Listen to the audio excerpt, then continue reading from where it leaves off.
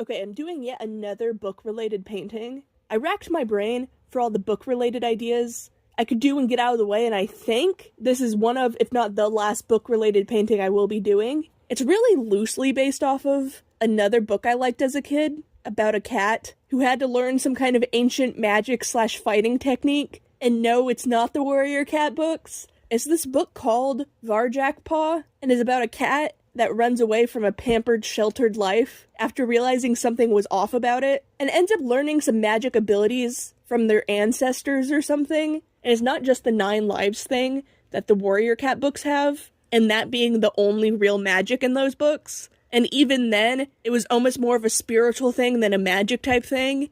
But in this book, the cat literally just learns actual magic. The power that stuck out to me, and that I still can remember, was that if they focused hard enough and stayed still enough, that the cat would actually turn invisible. And honestly, if I could pick any superpower, I would probably pick invisibility. I wouldn't even use it for intelligence gathering or espionage or anything actually useful, but just use it as a way to exist in public without ever worrying you were ever being watched, and to just be able to kind of go wherever you wanted. It's kind of a bland fantasy when it comes to something like superpowers, but it's probably how an average person would use superpowers anyways. Just use them to make their life slightly more convenient. Anyways, the details of the story are kind of blurry, since I read it back in junior high school, so was probably still a preteen. The story that I do remember was about these cats going missing, and it ended up being the guy who owned and luxuriously cared for the group of cats that the main cat was once a part of. But it turns out the owner was taking stray cats and turning them into some kind of taxidermied robot cat thing. Again, I don't remember that many details, other than being mildly freaked out by the idea of someone habitually stealing and killing and mutilating countless cats. I feel like that gives off major serial killer vibes. And I feel like the monstrous aspect of what this guy did, I feel like was kind of glossed over in the book, but maybe the book did address it, and I just glossed over that whole section because it made me uncomfortable. It's hard to remember, and I'm not gonna find and buy a whole book just to check. Now, the cat in the book wasn't actually a black cat, like the cover and art shows, but one of those blue breeds of cats, which are actually more of a gray. But when I read it, I always imagined them as a black cat, probably because I've always felt drawn to black cats. I think I've said it before, but I was born in October, and therefore always have loved Halloween and spooky things, and I've always associated black cats with that. But also, ever since I was really young, I remember hearing that black cats actually have a much worse adoption rate and are more likely to be put down than cats with other colored coats. So I always felt the need to try and advocate for them. But aside from sentimental reasons, I also just love the way they look. In the right lighting, their features get a bit more obscured, and they just become these black void-like shapes with 2 giant eyeballs in the middle. I always like the idea of a shadow cat creature, one that can step into the shadows and become invisible. It's always what I imagine to be happening here in this book. But the first time I actually saw that idea realized was in this short film called Casting Call, where they're looking for a cat actor, and the joke is that these cats are acting all a bit too much like humans and human actors to work for the role of a simple house cat. And one of the cats auditioning is this little black one that starts shifting and warping and just overall being both ominous and adorable. By the way, the cat who actually got the role was this lizard, who was the only one actually able to act like a cat. And honestly, I think it would actually end up being really funny for a movie to randomly have an animal with a crappy cat headband slash costume on, but never actually calling it out in universe and always referring to it as a normal cat. But the black cat was what always stood out to me. What if a black shadow blob monster just took on the general shape of a cat? And due to how weirdly and fluidly cats move and act, people may never even realize it was actually moving like a liquid. And that's kind of what I ended up going for with the painting. From outside the window viewing in, it's just a cute black cat, but inside, it shows a more monstrous side with claws and a freaky mouth tail thing. And I like the idea that this is the creature's actual head, and the whole cat thing is just a decoy.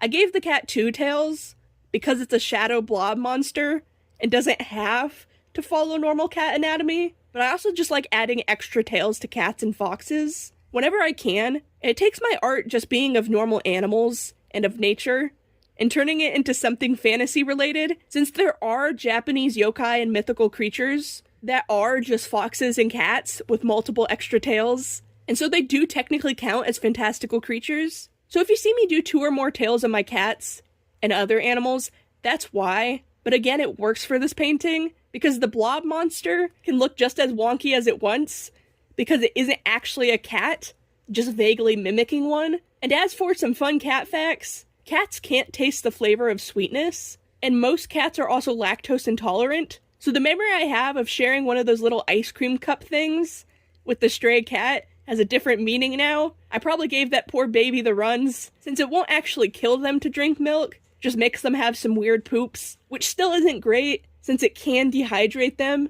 So even though it's shown in the cartoons and on TV shows, probably don't give your cats cow's milk, or if you insist on giving it to them, just make sure it's lactose-free milk. Another interesting tidbit about cats is that there's supposed to be this parasite that infects mice and makes them less afraid of cats, and it's theorized that some people could also have it, and therefore have an abnormal level of devotion and adoration towards their cats. And I swear, I've got to have that brainworm, or something, because there will be times when my cat is legit just sitting there, and I look at them, and my brain just can't handle the cuteness, and they aren't even doing anything remarkable at all. They're just sitting there. Also, I feel like it's the same way with babies, where everyone thinks their cat is the cutest. And I think it's because we spend so much time with our own pets that we give them little personalities and personas, and that's probably what gives them the extra cute factor for us but not other people when they see the same pictures. But maybe that's just me justifying why I actually think my cats are the cutest.